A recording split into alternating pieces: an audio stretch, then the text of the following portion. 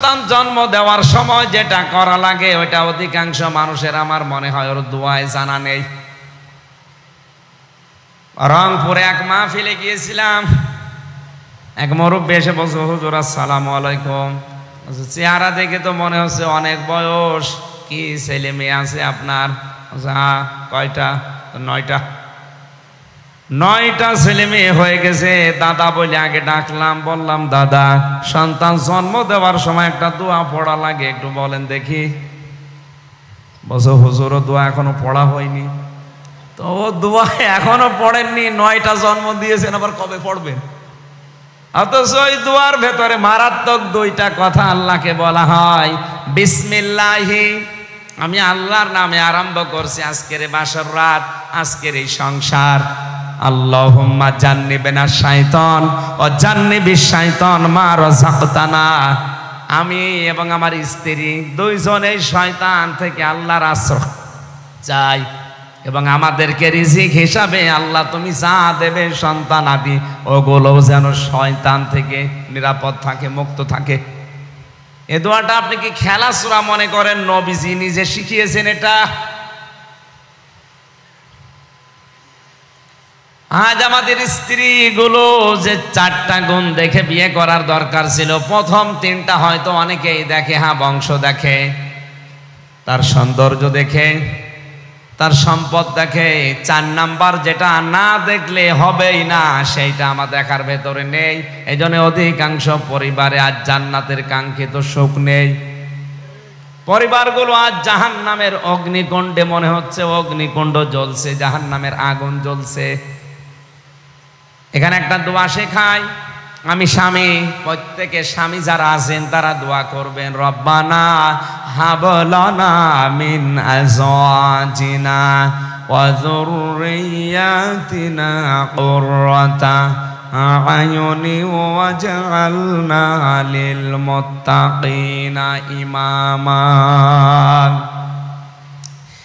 স্ত্রীর প্রতি মহব্বত, ভালোবাসা, আকর্ষণ, এটা আমার আল্লাহ যেহেতু তৈরি করে দিয়েছে, এখান থেকে আপনি 100 ভাগ মুক্ত থাকতে পারবেন না।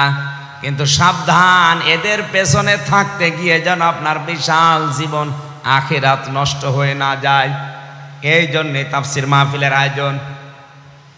সূরা মুনাফিকুনের 9 নাম্বার আয়াতে আমার আল্লাহ আমাদেরকে সতর্ক করছেন ভালোবেসে, ইয়া আইয়ুহাল্লাযীনা আমানু লা তুলহিকুম আমওয়ালুকুম ওয়ালা আওলাদুকুম আন যিকিরিল্লাহ ওয়া মান ইয়াফআল যালিকা ফাউলাইকা হুমুল খাসিরুন।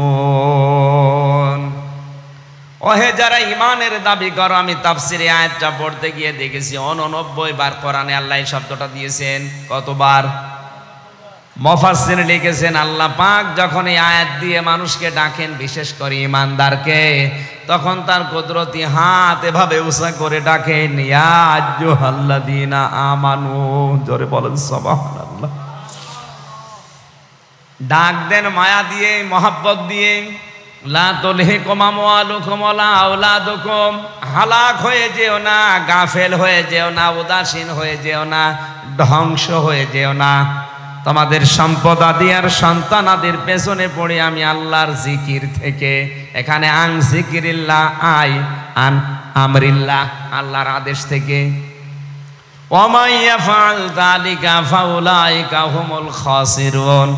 কোন মানুষ যদি এ কাজ করে, স্ত্রী, সন্তান, সম্পদ এগুলোর পেছনে পড়ে আমার আল্লাহর আইনগুলো যদি ভুলে যায়, আল্লাহ পাক বলেন ওই লোকটার জীবন ক্ষতিগ্রস্ত।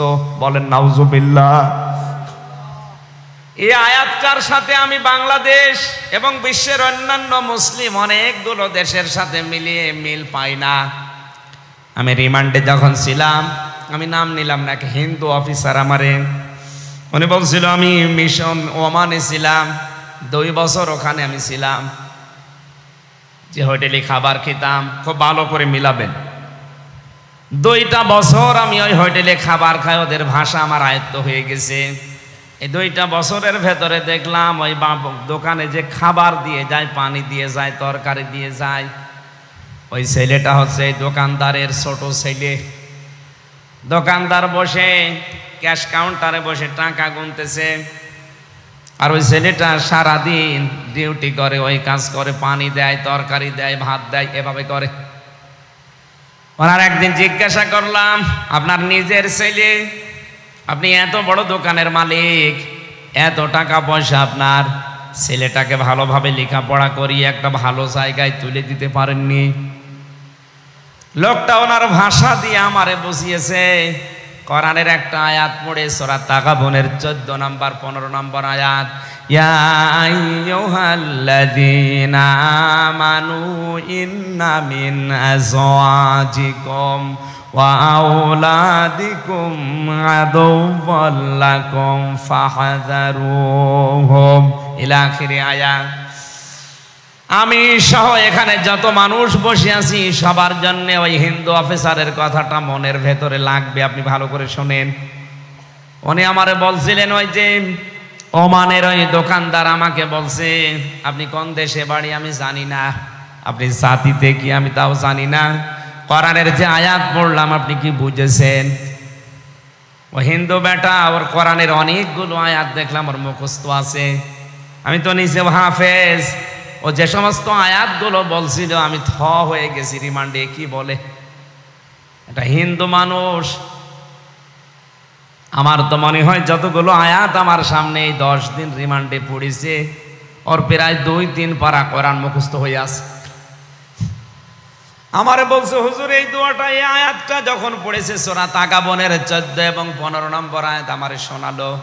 আমি তো বাংলায় পড়েছি, আমি বুঝে ফেলেছি উনি আমারে কি বলতে চাই।